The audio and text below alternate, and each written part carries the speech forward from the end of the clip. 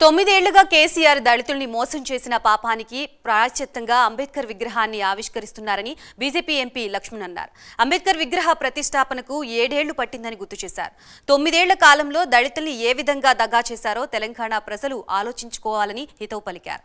ఎన్నికలు వస్తున్నాయి కాబట్టి దళితుల మీద ప్రేమ పుట్టుకొచ్చిందని ఆయన ఎద్దేవా చేశారు. రాజ్యాంగ నిర్మాత డాక్టర్ బాబాసాహెబ్ అంబేద్కర్ 132వ జయంతి శుభాకాంక్షలు దేశ ప్రజలందరికీ కూడా తెలియజేస్తూ,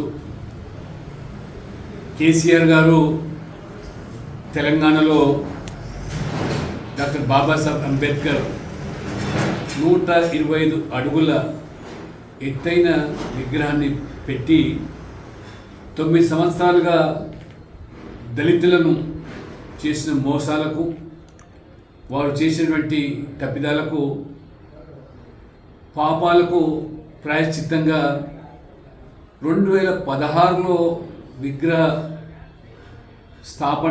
శంకుస్థాపన చేస్తే దాదాపు ఈరోజు 7 సంవత్సరాలు కావస్తుంది. వారు దళితులను ఏ రకంగా దగా చేశారో ఒకసారి తెలంగాణ ప్రజలు, దళితులు ఆలోచన చేసుకోవాల్సింది కోరుతున్నాను.